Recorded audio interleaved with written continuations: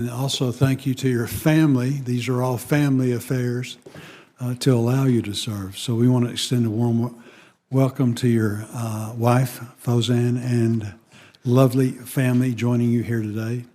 Mr. Smith, when speaking with you, it's clear you understand the challenges facing rural America. Your experiences as a young farmer in the 1980s, operating a family farm and serving on the board of the Farm Credit Administration, among other roles, will be critical for you to draw on as you make decisions that will have bearing on rural communities and extremely challenging farm economy. Your nomination comes at a crucial time for American agriculture and the broader rural economy. Members on this panel are all too familiar with the grave challenges facing the agriculture sector. While rural communities vary widely, many of them share the serious issues that rural development is uniquely equipped to tackle. Within the past 15 years, nearly 200 rural hospitals have closed or ended inpatient services. Home ownership has become more difficult to attain due to low housing stock and rising prices. Millions of Americans living in rural areas still don't have access to high-speed broadband or even clean drinking water and adequate sanitation. If confirmed, you will be charged with the critical mission of improving the economy and quality of life in rural America through three agencies: the Rural Utility Service, the Rural Housing Service, and the Rural Business Cooperative Service.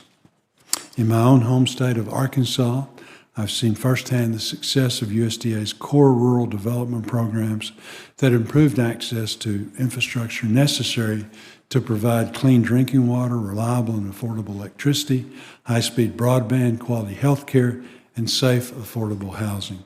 It's not an exaggeration to say that many of RD's programs are life-saving and generate tremendous results for the investment. I'm looking forward to the conversation today and hearing your thoughts on not only how rural development will continue to be a resource for Americans living in rural communities, but also ways we can work together to streamline programs, ensuring they reach the communities and individuals who need them most. Again, congratulations on your nomination.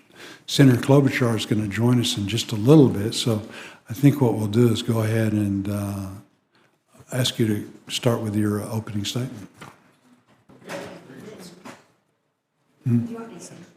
Oh, I'm sorry. Go ahead.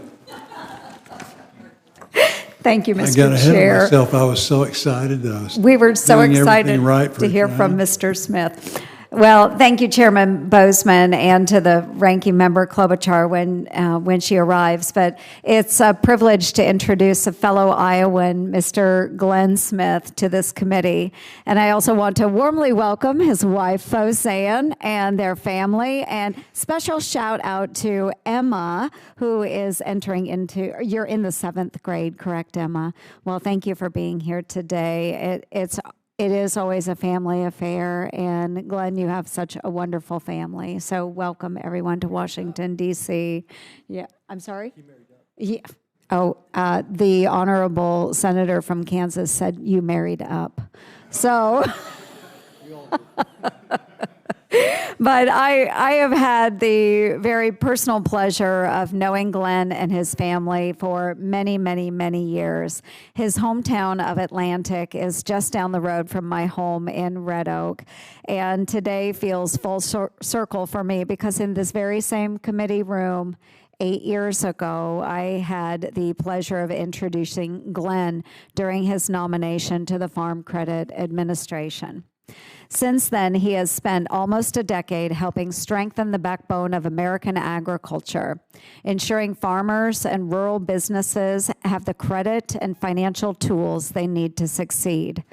Now, President Trump has chosen him to serve as the Undersecretary of Agriculture for Rural Development, a role that impacts communities in every state. As a fellow Iowa State graduate with a degree in agricultural business, Glenn built a career in agricultural real estate and appraisal, serving farmers and landowners all across Southwest Iowa. Glenn, Fozan, and their family also operate Smith Generation Farms, working approximately 2,000 acres of row crops. With his experience, Glenn is exceptionally well positioned to lead USDA's rural development mission. I could not be more excited about his nomination and look forward to seeing the revitalization of our rural communities under his leadership. So thank you, Mr. Chairman. I yield back. Thank you, and thank you for getting me back on track. It's appreciated. Again, thank you for being here, Mr. Smith. I will now administer the oath, and then you may begin with your testimony. You'll have 5 minutes. Please stand and raise your right hand. Do you swear or affirm that the statement you are about to provide is the truth, the whole truth, and nothing but the truth, so help you God? I do. Do you agree that if confirmed, you will respond to requests to appear and testify before any duly constituted committee of the Senate? I do. Thank you, and you are now recognized for your statement.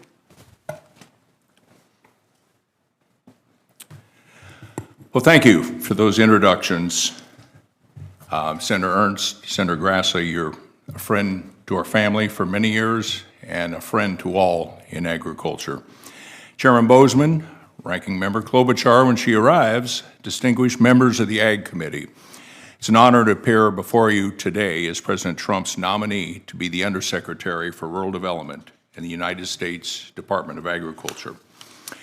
I'm a fifth-generation farmer from the gently rolling hills of western Iowa. All our children behind me would represent the sixth generation, and as mentioned before, she probably squirmed a little bit for the attention.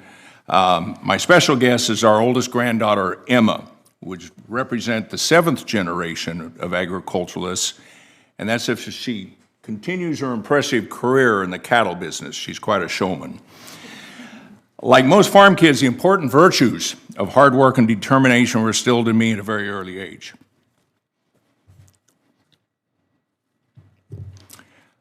I witnessed for years my parents struggling to keep a small farm going.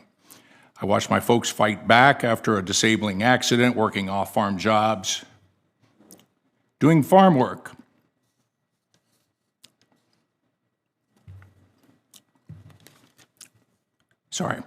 In the evenings, weekends, and holidays. But our rural community was always there, supportive, talking about our neighbors, our friends, family, church, pastor, emergency response, healthcare system, doctors, nurses, schools, teachers, coaches, local businesses offering jobs. The list is long, and the lessons learned from living in a rural community never leave you. In order for rural communities to survive and prosper, we must have robust rural economies. As a lifelong farmer, I can tell you, when a farmer has $1 in his pocket, chances are 80 to 90 cents of that dollar will be spent in town. It's that multiplier effect we all read about. The key to that prosperity has and will continue to be adding value to our raw, bulk agricultural products. I've noted, I think it's been great to see the proliferation of consumer, directly to consumer from producer products that we've seen in the last decade, maybe since COVID. Locally raised beef from North Dakota and Kansas ranches, pork from Minnesota farms, locally raised dairy, vegetable, and fruit in Michigan and Vermont, directed to our schools, hospitals, and farmers markets. I have witnessed this value added in our own backyard, as one of our Iowa farms actually borders one of the most efficient ethanol plants in the world.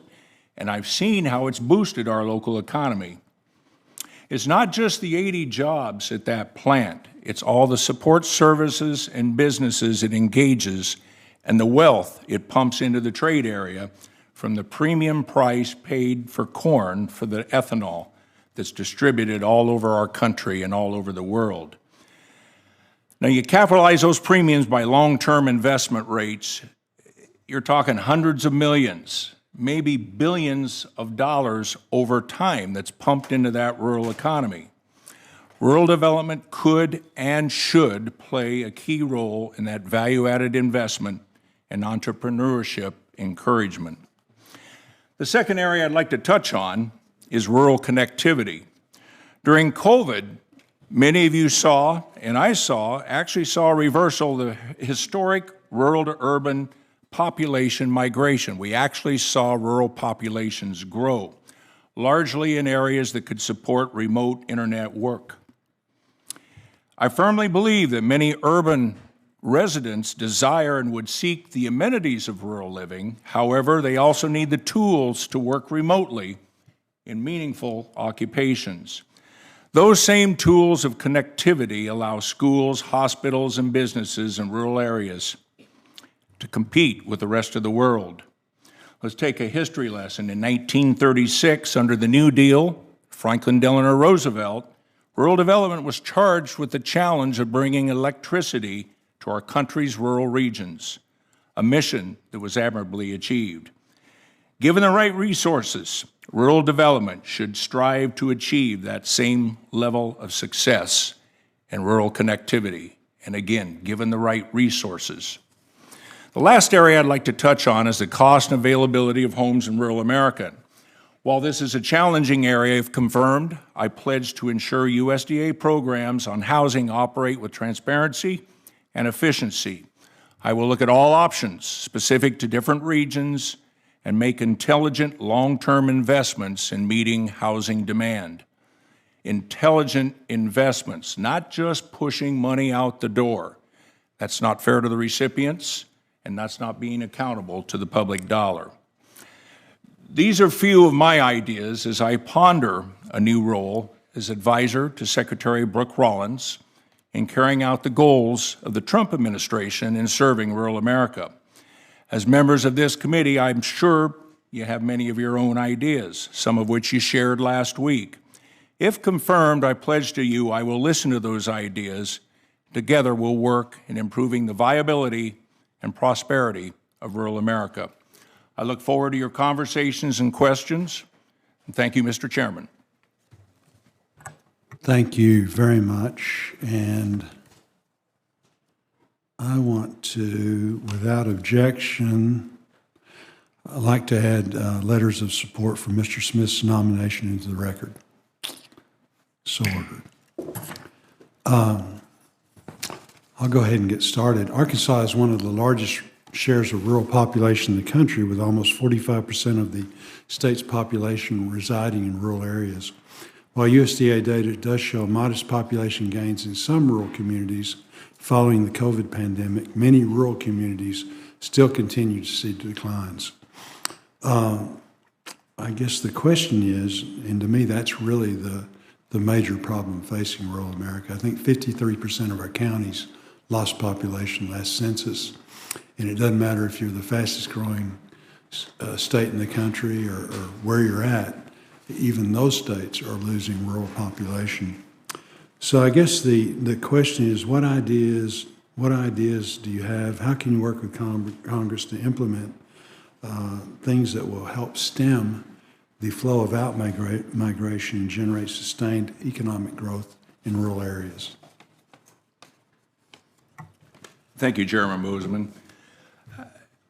In my opening comments in addressing the three areas of rural development, I think to look at solving some of the decline in rural American population, you look at it twofold. Number one, we need to have good, vibrant rural economies, and successful agriculture contributes to that tremendously. Again, the multiplier effect we speak of. Rural development has so many programs, 88 programs I've learned, and many of those are support for businesses, for cooperatives, entrepreneurship endeavors in rural America, and all these contribute to that prosperity and moving ahead as far as that rural economy, but you also have to have quality of life. And rural development also plays a huge role in that with the community facilities, everything from water treatment to waste treatment to hospitals to fire stations. infrastructure, hospitals, infrastructure that contributes to the quality of life, because you're not going to keep residents or attract residents, which would be even more positive if you don't have that quality of life. And rural development contributes hugely to that quality of life. Very much. Thank you. Mr. Smith, we've all seen news reports that hostile actors like China have targeted U.S. utility structures, infrastructure such as water systems. What are your thoughts on the importance of cybersecurity to the core infrastructure programs at rural development? And will you commit to working with this committee to better understand what new policy tools may be needed for USDA to ensure our rural water systems and other critical infrastructure are protected from those who wish to do us harm? Well, Senator, that scares the bejeebus out of me, and it should be every American. The vulnerability of our grid, particularly in rural areas that may not have the security measures that's needed to protect that distribution grid. I think any programs that rural development is involved in should make sure we have adequate cybersecurity measures, because a lot of this can be done by bad characters simply from cybersecurity. They're not going to show up at a site and plant a bomb at a substation. They're going to do it on their computer. And the cybersecurity issue is very huge, and it's something I think we should make sure we have those protections in place for new loans, for guarantees, and grants, wherever rural development is contributing. One thing that government struggles with is IT. And how important do you think improving USDA RD's IT capabilities are to the success of the programs, and how do you view technology improving the customer experience? Senator, I haven't delved into it yet, but I can pull on my experience at Farm Credit Administration. In fact, my fellow board member, Jeff Hall, is here in the audience, and Jeff and I worked together for 8 years, and cybersecurity is at the top of the issue, and a key to that is a very, very on top of it IT program. And we found with our employees, particularly during COVID, we really had to tap in to those IT resources in order to continue with our mission. My goal will be to find out, first of all, if our field offices, hundreds of field offices throughout the country, are equipped with the right equipment, the audio and the visual equipment that allow them to communicate between offices, and also communicate, obviously, with the hub offices and with us here in D.C. So it's something I will look into, and something that I think is a great deal of importance. And if there's improvement needed, you can believe that we'll try to execute those changes. Thank you. Senator Smith. Well, thank you, Mr. Chair, and welcome to the committee, Mr. Smith. Maybe you're related to my husband's family. I can't say for sure. You never know. That's right.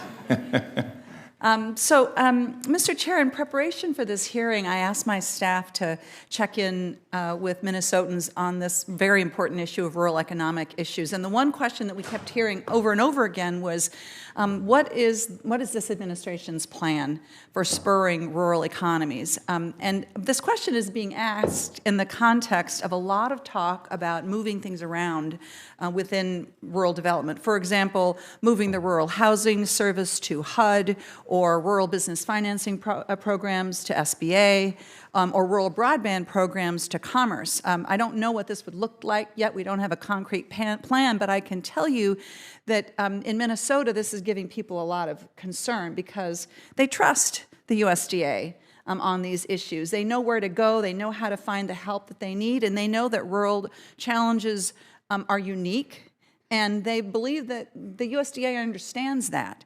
And so I wanted to just raise this, Mr. Chair, because I think that as we're looking at a farm economy that is deeply challenging for so many folks right now, big credit crunch, a lot of challenges, it's really important that folks know that that USDA rural development is going to be there for them. And so I want to go to a piece of this right away. I appreciate that you mentioned rural housing in your opening statement. I'm sure everybody around this committee table knows that we have a serious shortage of housing, affordable housing in particular in rural communities. These are places where our elders, folks living on fixed incomes, people who are working 2 or 3 jobs but in low-wage jobs, this is where they live. And everyone agrees, I think, that the rural housing service at USDA needs to be reformed and modernized. And so this has been a special project of mine. I've worked with Senator Rounds on this for several years. Strong bipartisan support, and in fact, it passed out of the Senate. So I wanted to ask you about this, Mr. Smith. Do you, I think that the Rural Housing Service should stay at USDA. This is where they know the program, they understand how it works, they can work with rural communities, but could you comment on that? Do you think that it should stay at USDA? And will you work with me on this piece of legislation? It's yet to pass the House. It's part of the NDAA right now, bill that's passed out of the Senate. Could you just comment on this and let me know that you'd be able to work with me on this? Certainly, Senator. I couldn't agree with you more. My firsthand experience with USDA is, as a farmer, is the NRCS and FSA offices, but they have very similar footprints out in rural America as rural development. We've got the mechanism for these programs, and I couldn't imagine it being in another area other than USDA. One of my primary responsibilities is to be the advisor to Secretary Rollins, and that certainly would be my advice to her. And as far as working with you, I would be more than happy to work with you on those ideas and that bill to make sure that comes about. Thank you. I believe that this bill is one of those classic, common sense, bipartisan, doesn't cost very much, but let's just figure out how to make these programs that have been around for a long time work better. Yes. For farmers and for homeowners, and it could preserve up to 400,000 affordable units across the country. So it's a big deal. Let me just ask you about one other thing in the minute I have left. I also hear all the time in rural communities about how important it is to find childcare. You know, if you don't have childcare, then, you know, you've got a lot of families that are working off farm as well as on the farm, and there's a real shortage. It's a big issue. This is another bipartisan thing. I've worked with Senator Ernst and Senator Marshall on this legislation that would help the USDA help local, often family-owned child care providers in their communities. Would you just talk a little bit about this, and would you be kind of how you see this challenge? Well, actually, I probably should bring my wife up here in the chair because she can attest to the challenges we had raising 4 children, not having a lot of money, and basically her working a full-time job as a nurse at the hospital, me starting to try to get a business off the ground in town and operating a farm besides. And yes, it was a constant challenge and juggling contest to see who'd pick up who'd take who to school, who'd drop off to here. And child care has become a critical need in rural America, as the next generation can attest to with our grandchildren. I know in our hometown community of Atlantic right now, there's an initiative to bring in new housing, and compatible with that and right with that is expanding on a child care center, which we contributed to. So absolutely, you've hit right on the point. The fact of life is many rural families are 2-income families. That's right. Back when I was growing up, well, you had your grandparents, you had your uncles, aunts and uncles and cousins. It was right there, and a lot of times you all traded that off. You got on the school bus at the same time. Well, we're in a different era now with those 2-income families. And a lot of times, 2-income families means a spouse works just to provide insurance Healthcare. for that family. I've got a young friend down the road that's got 4 young children. They're all healthy, thank God. And his insurance is like $36,000 a year. Yeah. And that doesn't You've got an include- idea to fix that too. Well, okay. But as I'm far being as polite. This is childcare- the Ag Committee. Okay. As far as childcare, Senator, I couldn't be more supportive. Thank you. Of that, and that would fall under the community facilities area. That's right. And rural development, as I understand it, is active in it right now. Well, I'm well over my time. Thank you, Mr. Chair. Thank you very much. Oh, thank you, Senator Ernst. Yes, thank you, Mr. Chair, and thank you, Mr. Smith. It's great to have you here before us today, and I know that I am biased.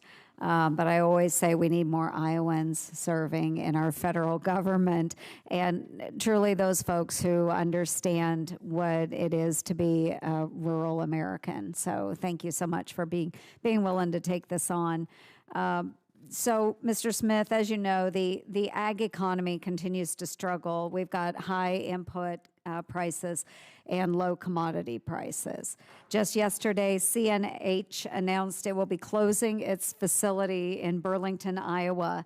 And with that closure, it eliminates about 200 jobs. The plant produced heavy machinery and ag equipment, and its closure shows how low farm income ripples across our entire state. And I do thank the president and his team for delivering new trade deals and advancing strong policies to support the biofuel industry, which will help us build new markets. But with that being said, there's still more work ahead to increase demand.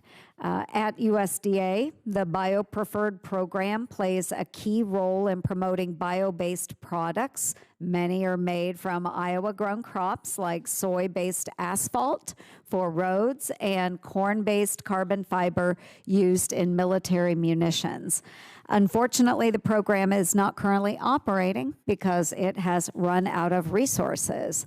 With renewed backing from Congress and strong USDA leadership, Bio-Preferred can expand markets, create jobs, and strengthen rural communities. So Senator Slotkin and I introduced the Biomanufacturing and Jobs Act to modernize the program by increasing purchases of bio-based products, improving labeling and transparency, and better coordinating USDA's efforts to grow the bio-based economy here at home. So, Mr. Smith, if confirmed, will you commit to prioritizing improvements to the Bio-Preferred program and working with Congress to expand bio-based markets and federal government procurement? Senator Ernst, thank you for that question. And thank you for first introducing me the idea of coming to Washington, D.C., although the first couple months and getting used to the traffic and the standard of living here, I wondered about it a few times. But the question on the biofuel plant or any bio product is using our raw bulk commodities that I mentioned in my opening comments. Any business that we can use, that we can utilize in the United States that uses that raw agricultural product, we're not relying on that bushel corn, bushel soybeans, whatever, to have to be exported to keep prices up. We're developing our own markets. So it has that exponential effect, not only of that industry being in Indiana, Illinois, Iowa, Minnesota, whatever the rural state it happens to be in, but it has that multiplier effect of creating the domestic demand. And so absolutely I would support you in that. I know there's a lot of exciting products and technology out there that can utilize our raw bulk products, and anything we can invest in at rural development in the way of grants, loans, or guarantees, I believe will pay exponentially. So yes, ma'am, I would support that. Thank you so much. And just switching gears very quickly in the time we have left, connectivity, as you mentioned, in rural America is very, very important, whether it's our hospitals, our schools, home businesses, small businesses.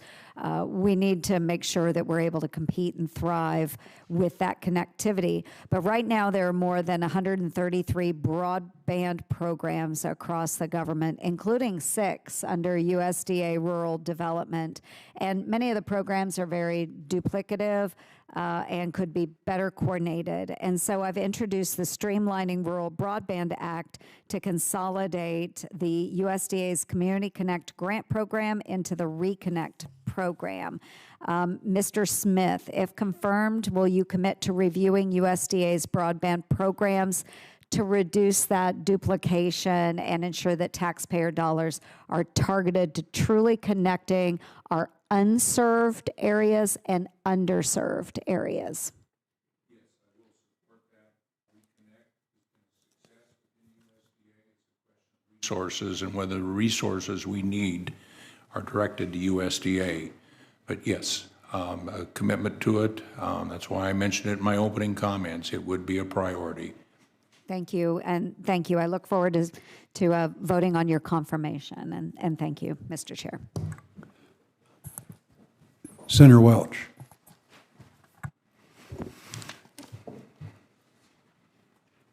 Thank you very much, Mr. Chairman. You know, I had a very nice visit with you and really appreciated the time you took in my office. And I share the concern about markets that Senator Ernst just spoke about.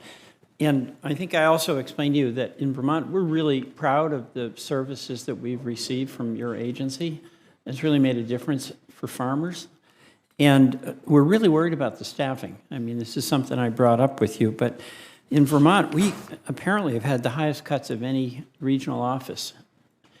And that's really worrisome to our farmers because they really think these guys do an excellent job. So I don't know what you can do about that. I think they went way overboard on it. You know, we have the lowest staffing rate of any regional office in the country. It's operating, Mr. Davis, at 61% of capacity, and that was last year before the office lost 12 more employees. Obviously, that was not anything you were involved in, but it's something you're going to have to deal with. And what kind of assurance can you give to me on behalf of our Vermont farmers who really depend on that service that they're going to get the staffing that is absolutely essential to doing the job? Well, we absolutely need to be committed to that critical mission, Senator. And as I told you, I have toured Vermont with young, beginning, and small programs. You know, I get that. Here's the dilemma. Because look, you're coming in. You're not in charge yet. You've got a lot of experience running a major organization, so you've got the skills. Mm-hmm. But the administration made a decision for other reasons, I think, related to their view about spending. Yes. But you seem sympathetic to my concern that there be adequate staffing. Yes, sir. And you're going to be in a situation where you may want to do something, but you'll have to get authority from other places in order to do it. So yes. I guess I'm asking you how you navigate that. I don't have a reservation about your commitment to doing everything you can, but it's a real practical problem for anybody who is taking your job. And we've not seen any sign that the administration is particularly concerned about re-upping adequate staffing in Vermont. Well, the first thing, and I learned this at Farm Credit Administration, is get the data, get the objective data, find out just what your staffing issues are, because I don't know right now, Senator. So I'll work with you on that. I Yes. mean, I know you. I'm asking. Maybe I'm just putting you on notice that that's a concern. Yes. And yes. it comes from a place where we really value what yes. you do. Yes. A second thing is last year Congress had allocated $362 million to the Disaster Assistance Fund, and Vermont is expecting to receive $31 million. We had floods in July of 24, July of 23, and actually some floods in July of 25. Mm-hmm. And my understanding is that OMB released this funding to USDA in August. But where's the money? We don't have it in Vermont yet. So is that something you can help us out with? Senator, I promise if confirmed, I would check into that and be in direct contact. Well, I'd appreciate that. Yes, yeah. A disaster, you need it now. We really do. And the governor, has been making efforts to get it, and we're working together in that effort. Yes. Also, I'm working with my colleague, Senator Marshall, on the Reconnect program.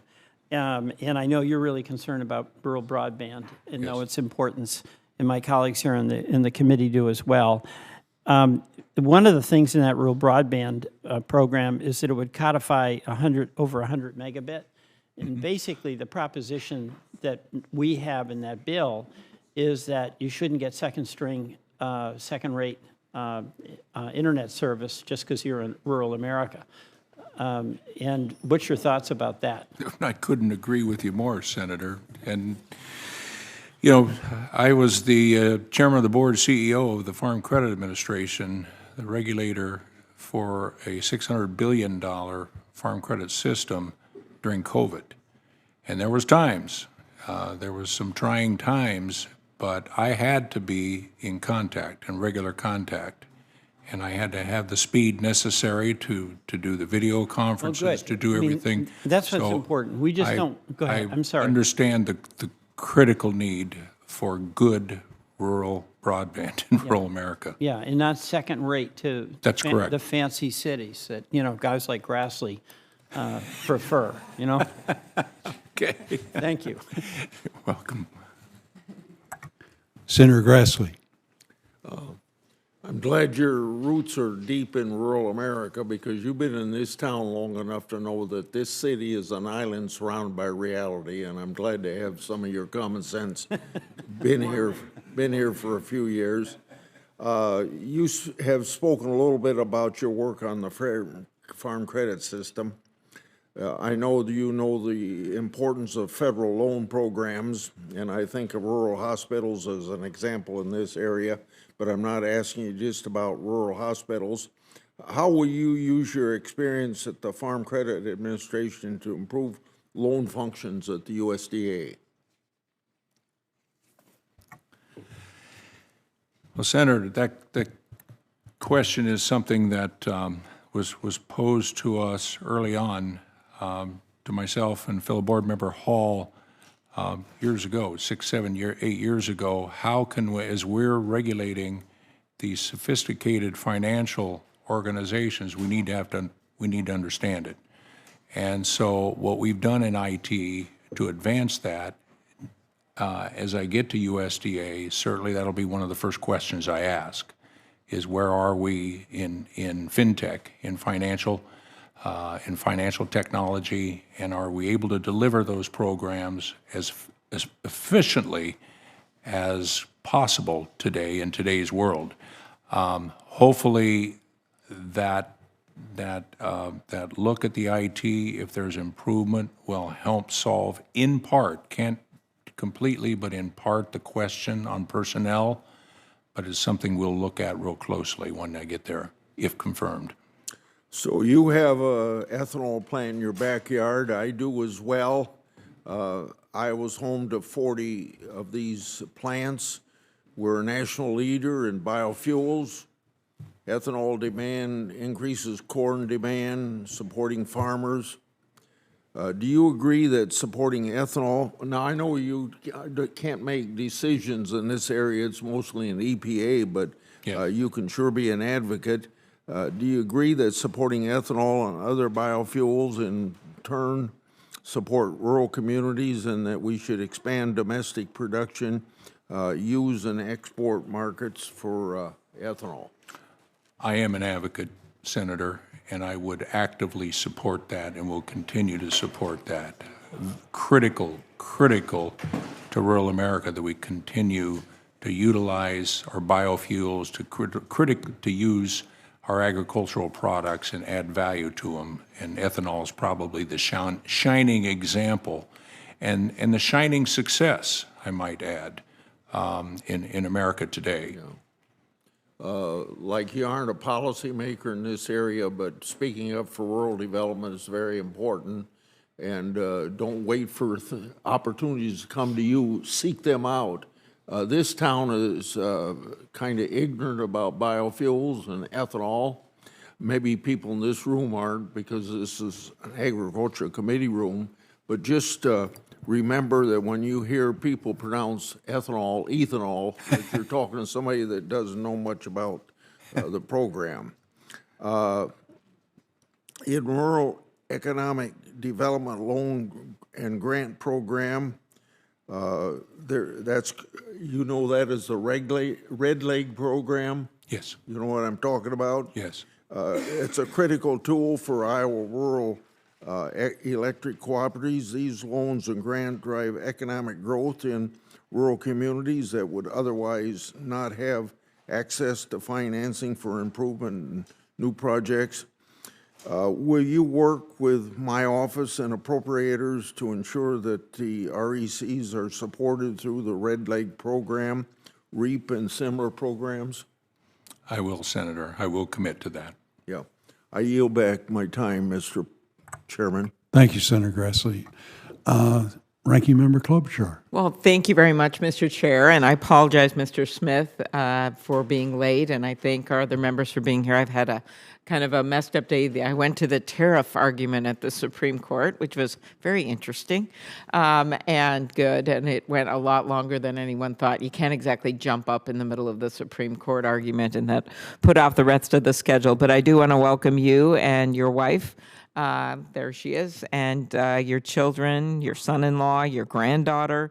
And I also wanted to recognize Farm Credit Administration Board Chairman Jeffrey Hall, and thank Senator Ernst for introducing you. We had such a good meeting a while back. And I just want to point out the importance of rural development right now. If we do come upon a moment where we can pass some kind of a farm bill, I think this is going to be one of the big reasons why we should do it. I know Senator Welch asked about staff losses in Vermont that we've seen all over the country. That's something really important to me, and we talked about this, about you working to try to build up the staff again. And we also have some issues, as I know you've heard of, with some of the broadband, electric co-ops, some of the projects that are going on that we want to make sure happen. Co-ops in Minnesota supply nearly a quarter of our electricity. We're one of the biggest states, as we've talked about, for electric co-ops, which I love. They serve almost 2 million Minnesotans. So I will hope that you will work with me on those projects. And as we discussed last week, we also care a lot about high-speed internet, both out of the Commerce Committee flow of money and then also out of USDA. We discussed rural health care, child care, markets, and the like. So I just have a few questions here. The first is we have most of us on this committee have worked across the aisle to improve broadband access. The Reconnect Loan and Grant Program has delivered high-quality internet to rural areas, often partnering with electric and telephone co-ops. As Undersecretary, you'll have a great deal of discretion over broadband funds at the USDA. Do you believe this program should prioritize speeds like those available in urban areas? And how do you plan to ensure these programs are accessible to rural electric co-ops and other small rural providers? Thanks for the question, Senator. Yes, I do think it should have the same priority as urban broadband. We should have the same access to connectivity. It is the key for rural America to stay connected with the rest of the country, with the world. We have had success with Reconnect. The main thing we're going to look at is, do we have the resources for Reconnect? And that's entirely up to you in Congress, where those resources are allocated. But I can tell you that in rural development, we have that footprint in rural in rural America that I think we can deliver. Mm-hmm. There's a lot of projects out there already awarded, energy projects that have been frozen, and I hope that you will work with us to look at those projects. Some of them, interestingly enough, in Minnesota involve neighboring states of North Dakota and South Dakota, I think Iowa. Some of these projects, if you would be willing to look with us at them, they involve the electric grid, they involve all kinds of things that both Democrat and Republican senators are interested in. When I looked at the list, I'm like, whoa, for the ones that were frozen in Minnesota. So I hope you'll be willing to look at those with us. We should all work together for that, yes. Okay, very good. High blend biofuel infrastructure. Senator Ernst and I have worked on this at length and been successful in passing some things into law. Do you commit to reopening funding opportunities for high blend biofuel infrastructure and making sure the funds are spent on that? Yes, I do. Okay, that's wonderful. The housing, what are your affordable housing preservation strategies to keep existing properties in USDA programs? One thing I think, Senator, that become obvious to me, I had no idea the breadth of and scope of rural development before I started looking into it. And I didn't realize how much they're involved in housing. Now, we probably can't cure the problems of the high cost of building a new home or the high cost of major repairs, but we do offer grants. We do offer loans and loan guarantees to those parties that qualify at subsidized interest rates. So it's one step closer to affordability of rural housing. One thing I do hear from some states is the whole regulatory process, the permitting and the licensing of the contractors and all that becomes almost prohibitive and does add to the cost, can add to the cost of that house maybe in a town of 1,200, which doesn't make sense and fitting in with possibly the federal regs. So I would strongly encourage looking at somewhat of a deregulative structure to make sure that those homes can be built in the most efficient manner possible. The other thing, though, Senator, I'd like to talk about is that 88 programs. I've lived in a rural community almost my whole life, not realizing the depth and scope of those programs.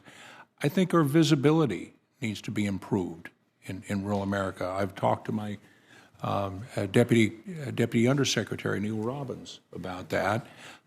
He comes from the publication business and has some ideas on where we can get that word out, that there are programs in rural development, subsidized programs that allow low and moderate income people to invest in their dream of living in their own home. Mm-hmm. Okay, well, thank you very much. I see my colleagues are here to ask questions. I'll save some time on the clock here. Thank you. Thank you. Thank you. Senator Hyde-Smith. Thank you, Mr. Chairman, and thank you, Mr. Smith, for being here. Good to see you again. We had a nice visit before, and I appreciate all that you're willing to do for us. There's three things that I want to talk about today, and the first one is expanding some markets and opportunities for U.S. forestry timber products, and improving rural water and wastewater infrastructure, and ensuring proper access to health care in rural America. So in Mississippi, we have over 19 million acres of forest land, and we have 130,000 forest landowners. Very important in Mississippi. The activity generates 84,000 jobs and $4.4 billion in income annually. We are often referred to as the wood basket, but right now the basket is full, and the bottom line is we need to expand existing markets and create new ones for our timber and our wood residuals. My colleagues and I are exploring ways to utilize existing USDA programs to support renewable energy systems that will strengthen rural communities through timber, through biomass, and there's really a significant opportunity there for us and to encourage sustainable forest management practices and keeping our forest working to support local economics, because it is a driving engine there, to build markets that will ultimately serve our landowners and our rural businesses. But obviously there will be challenges and costs to all of that. Mm-hmm. My question for you is, will you work with me going forward to strengthen these programs within USDA in rural development's mission area to support the forestry sector as we seek to create new and expanded markets for American timber and biomass? Well, Senator, thank you for that question. And regardless whether it's corn, cattle, soybeans, or timber, whatever business that rural development can support that adds value to that and adds a new market, rural development should be involved, should and could. So certainly in the timber industry, I confess, I know it was part of our part of the loan portfolio at Farm Credit, but I don't know a lot about it. So I would look forward to hearing more about it and looking forward to hearing about the industries that you think need support. So I would say to your staff, make sure you're in contact with our staff and programs that would fit, because we need to, anything that adds markets for our domestic products, we need to support. Well, thank you very much for that, and I do have some ideas that I want to get with you on. Very good. In our water systems across Mississippi, we have more than 1,000 water systems. Our towns and rural water associations and often understaffed, and they're working hard to keep the taps running and the wastewater safely disposed of. But many towns have infrastructure needs that far exceed their financial capabilities, which often requires rate increases that are insufficient or not feasible to comply with federal environmental regulations. The communities that need assistance most often don't have the financial resources to hire an experienced grant writer or provide technical expertise needed to apply for the various federal water and wastewater assistance program. If confirmed, will you be mindful of the unique water-related challenges faced by many of our rural communities, and will you commit to working with me to eliminate as much unnecessary red tape as possible? Well, rural development has always played a key role in delivering clean, safe water to rural America, and anything I could do to influence and encourage that, I will. Great, thank you. And maybe get to my third one, ensuring proper access to health care in rural America. We farm and we have farming accidents, and we use a lot of rural health care, but nearly half of all rural hospitals operate as at a loss, and many have had to close their doors or discontinue certain services to stay afloat. And Mississippi is a rural state, and it's critical that we maintain access to care, particularly those living in our rural communities. But Rural Development administers the USDA Technical Assistance Program for rural hospitals, which has been a lifeline to helping hospitals manage their finances and to prevent defaults on USDA loans and to just simply keep their doors open. Through this program, Jasper General Hospital in Bay Springs, Mississippi, received technical assistance that really helped. It improved its financial performance, and it enhanced access to healthcare services in rural, underserved areas. But since 2018, almost 120 rural hospitals across the country have participated in the program, with each project identifying significant ways to reduce costs and establish a more financially stable path forward. And would you please speak to the importance of this program for rural hospitals and how you plan to maintain and grow the program, which has proven effective in helping rural hospitals? Well, Senator, thank you for that question. And obviously, I stated earlier, I recognize the importance of the rural hospital. That's what kept groceries on the table and paid our electric bill for the early years of our marriage, as my wife is an RN and retired now, proudly, but now she supports me. But the rural development makes loans, grants, and guaranteed loans to build facilities. We're not involved in the operational lending. It's a whole different area, different from investing in facilities. But you mentioned something that I thought was important to some of those rural hospitals, is that they got technical assistance. And I think that's where RD can help. Again, getting back, and I hate to be repetitive, but for something you feel strongly about, and that connectivity of rural areas, that's so important.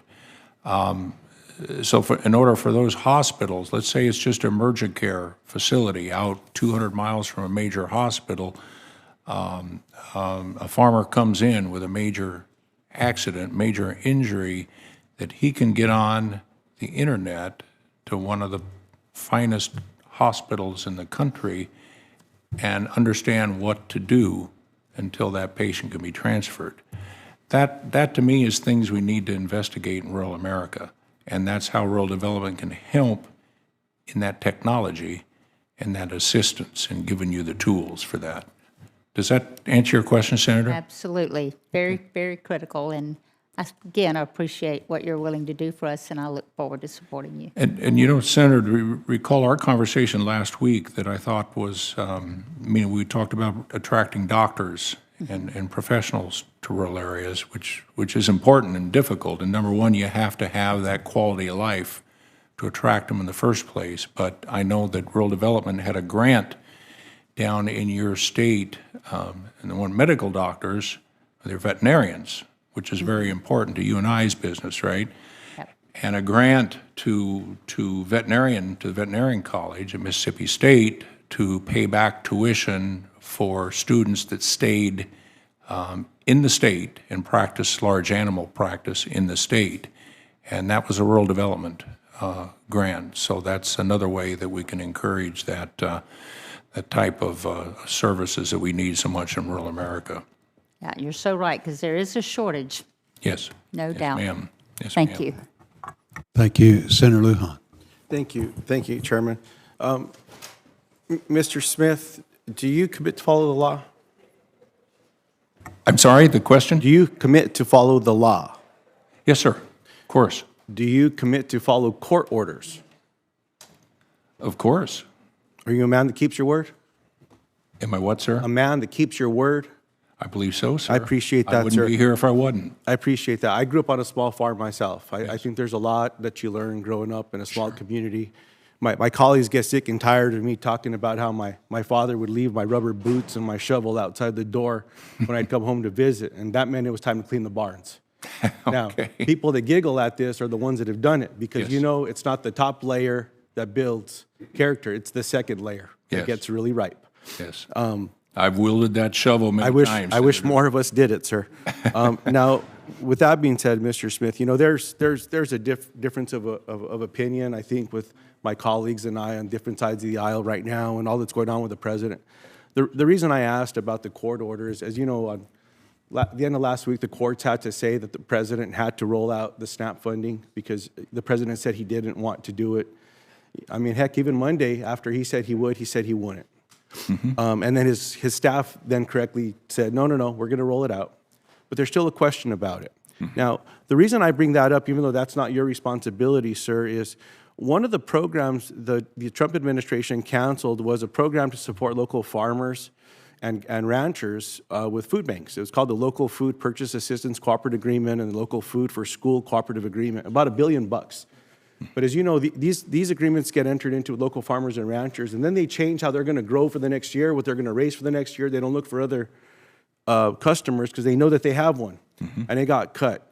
I certainly hope that when you're at the table, Mr. Smith, that you stand up for the farmers and ranchers where we grew up, where you grew up, and just make sure that programs that help them, that we find a way to do it. Now, if there needs to be changes or adjustment based on leanings one way to the other, I'm fine with that. My Republican colleagues are in the majority, they're in charge. I get that. The program swings that way. But in the end, farmers and ranchers shouldn't get hurt arbitrarily because someone just had a whim about something. So I hope that's something we can agree on. One of the questions that I also have is, you know, in the healthcare space, I appreciate these questions being asked. One of the concerns that I have is in these rural health clinics, I don't know, 15 to 35% of the revenue comes from Medicaid beneficiaries. And earlier this year, my Republican colleagues passed a piece of legislation the president signed into law that, I don't know, takes almost $1 trillion out of the program. That doesn't just hurt people, that's going to close rural clinics. 3 years ago, I survived a stroke. Now, I always joke, this is what a stroke survivor looks like.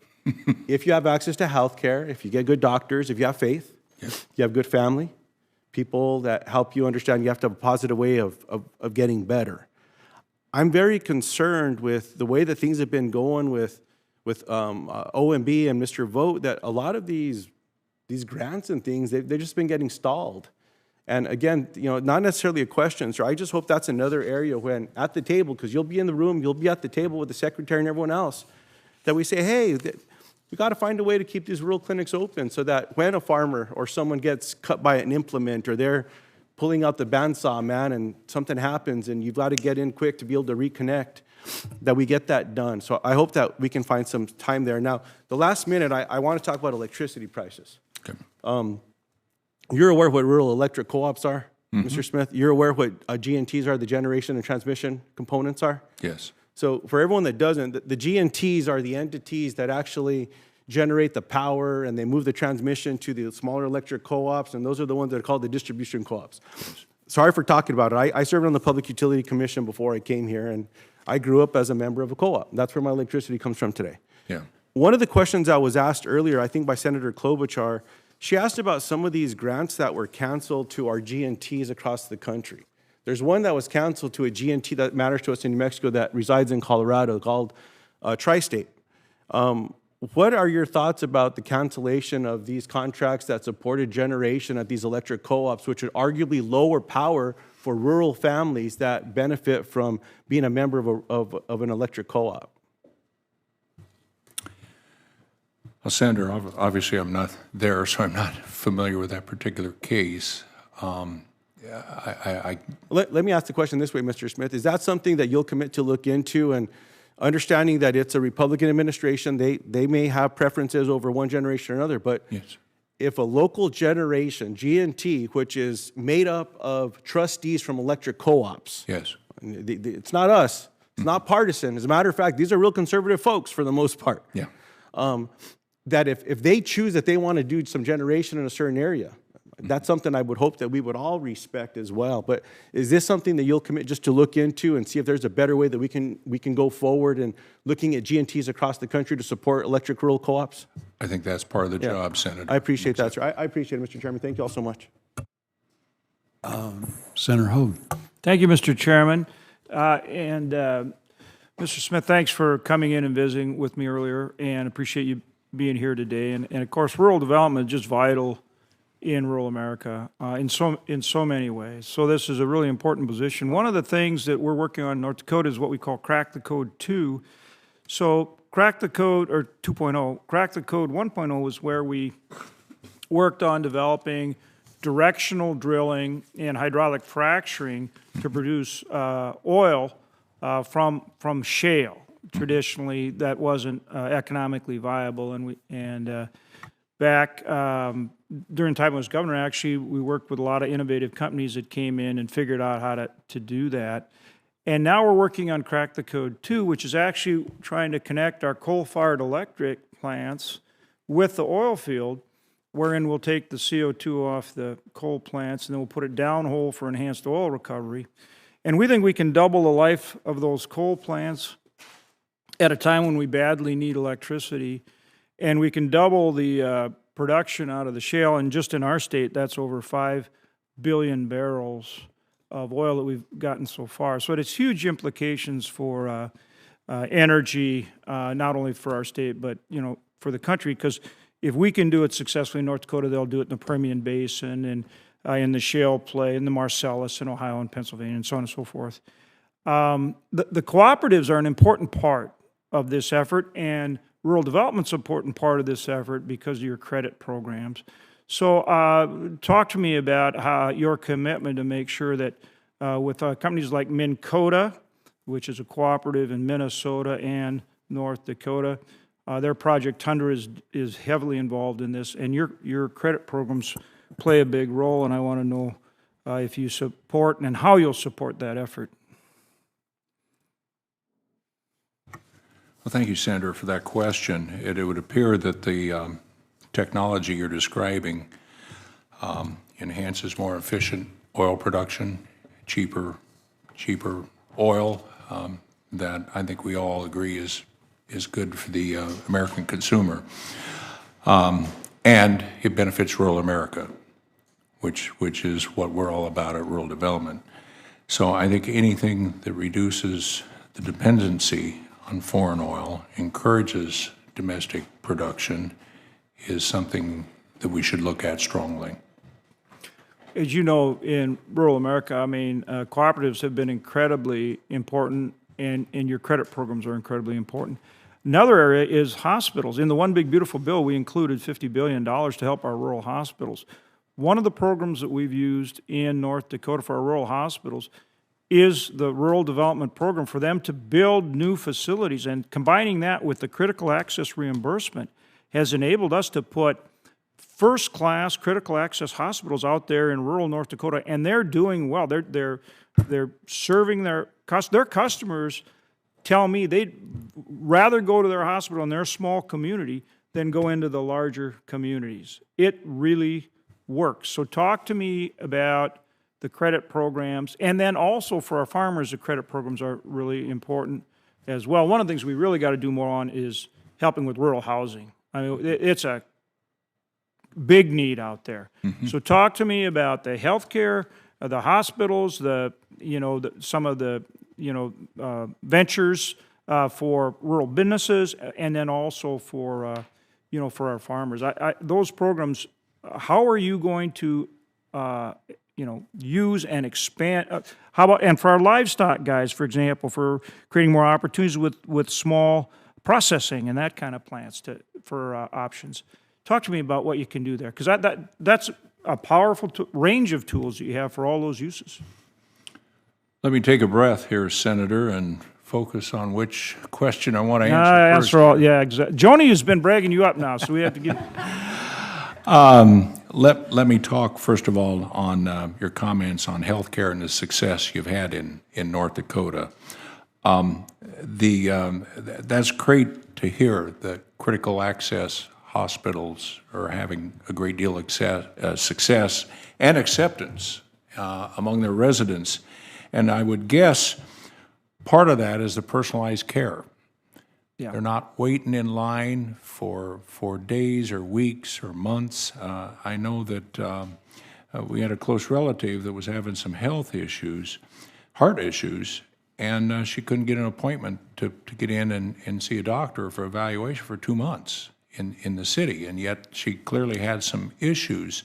And at least at that critical care facility, you had somebody to look at her, number one, evaluate, and then, if need be, receive technical assistance from a larger facility, maybe a long ways away, but at least you're getting that patient's getting care right away. Doesn't have to be a huge facility. Doesn't have to be a $100 million facility to do that. So I think what you're landing on is maybe a model that maybe we could take to other areas of the country. I know I had a long conversation with Senator Marshall in Kansas that had much the same type of model. And that's something that I think rural development should be fluent in, be able to discuss, and be able to encourage to the different state directors. That model works, and yes. You can have a real impact out there. Well, sharing best practices is something that we encouraged all the time on my position on the board with the Farm Credit Administration. That'd be exactly what we'd looking at. As far as businesses, any business that supports the rural economy, obviously we got to be involved in. I mentioned earlier livestock and how we've seen just a real explosion of branded farm or ranch to consumer products in the next 10 years. You can't turn on the television without seeing a nice model of cattle, maybe in North Dakota, and then a nice steak sitting there. Probably in Arkansas. Don't you think? Probably in Arkansas. I'm sure Chairman Boozman would agree with that. No, we have in North Dakota too. But part of that is you can't go to our huge packing plants and get the kind of service you need for that specialized consumer care. And that's where, and I think we've had a good success, maybe just a start, but a good success in rural development in supporting that livestock industry and those endeavors.